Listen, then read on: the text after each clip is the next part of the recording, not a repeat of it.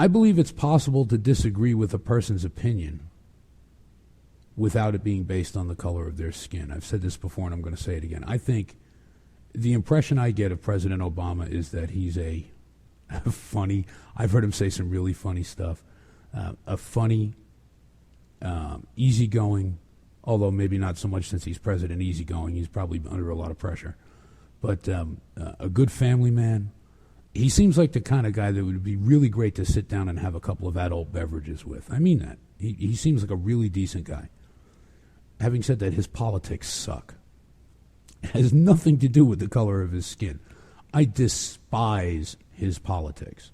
I think he's a great guy. I would love to sit and, like I said, quaff a couple of brews or whatever and debate with him. Mr. President, you can't seriously believe and see where that goes. But it has nothing to do with the color of his skin.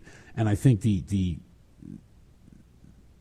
ease with which some people throw that into the debate just kind of negates their whole argument, to be very honest. But there you go. I believe we need a law. Yes, a libertarian is saying that we need a law that defines natural born as far as the eligibility requirements for President of the United States, Vice President, etc. Why do I believe that? Well, let's leave the birther issue to the side. Let's not even go there. Let's look at something that could be a very real danger considering the way the world is today. Let's suppose that two Middle Eastern students come to the U.S. to get an education after they finish their studies. I don't know, Egypt, one of the places obviously where females are allowed to go to school also. But let's suppose she kind of holds some pretty extremist Muslim views. Certainly not probable, but certainly not impossible. So they come over, they go to classes together, they get kind of close, they get married. She becomes pregnant, and her child is born here. They finish school, they go back to wherever they come from.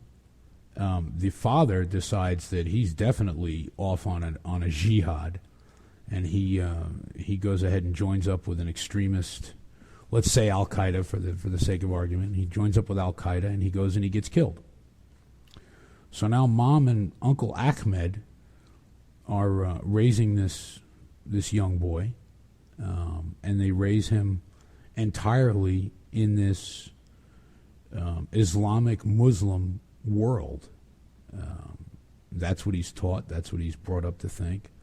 And then when the time comes, this natural-born American comes over and he attends Princeton University and he graduates and he goes to Harvard Law and he graduates there and he does really well and he decides he wants to stay here in America, and let's say not even for nefarious reasons.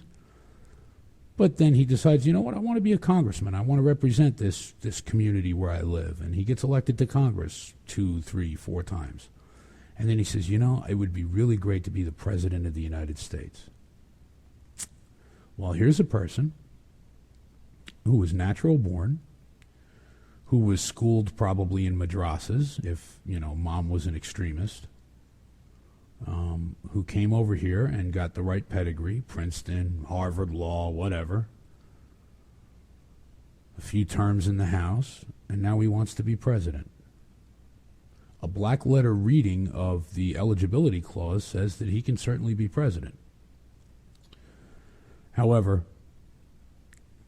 a reading of that clause with the intent that the framers had when they wrote it is that they didn't want a president that was beholden to any other country or ideology.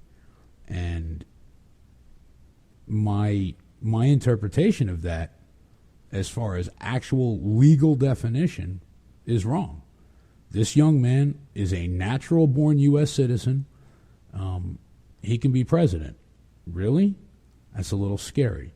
And for those of you that want scary from the other side of the coin, Mel Gibson was born in the state of New York. Okay? He was. Raised mostly in Australia, but born in the state of New York. I believe his family moved there when he was 9. I could be wrong about that.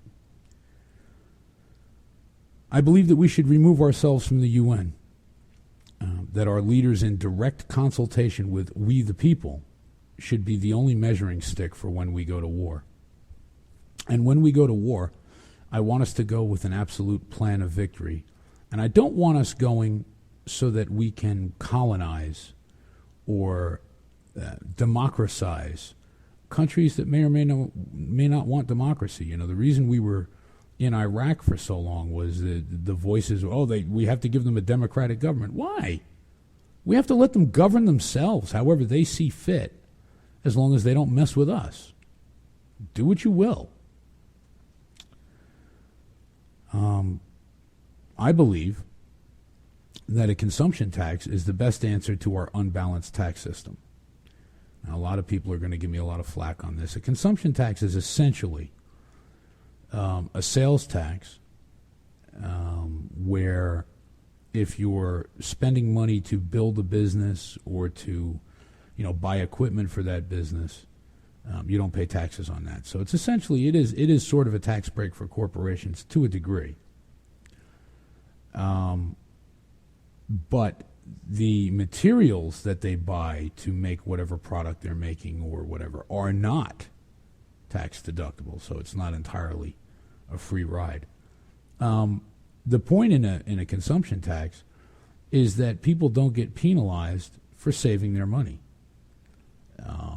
Sure, we want citizens to spend their money, but I can tell you this: if they have more of their own money in their pocket, they'll spend more.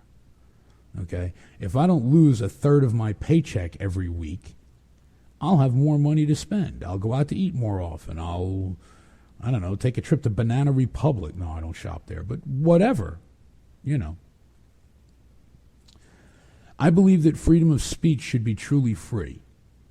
It should not be subjected to silencing from anyone. Of course, there are standards. You can't yell fire in a crowded movie theater, obviously. Because, again, with freedom comes responsibility. And with ultimate freedom comes ultimate responsibility. I believe hatred is a horrible way to go through life. And this kind of ties in with the freedom of speech there.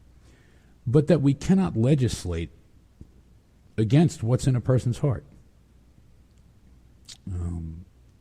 Hate laws, hate crime laws, hate them, can't stand them. We have every right in this country as Americans to hate. The KKK has every right to spew their wicked, evil trash talk because of freedom of speech. And I support their right to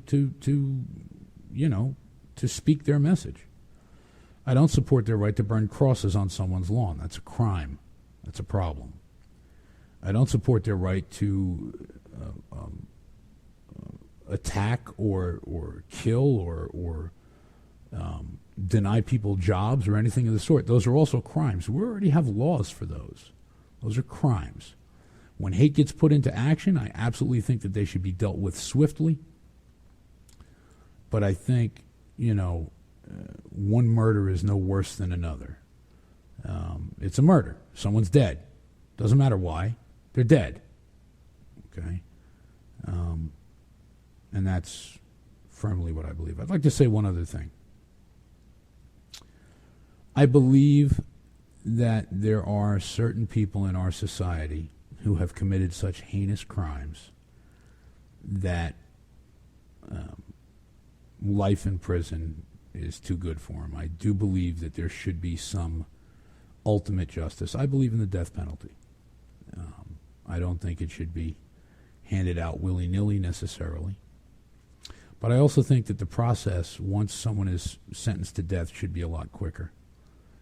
I think it should immediately go to appeal. But I think the appeals for death penalty cases should be expedited. I don't think a person should be waiting around for 10 years on death row. I think that is cruel and unusual.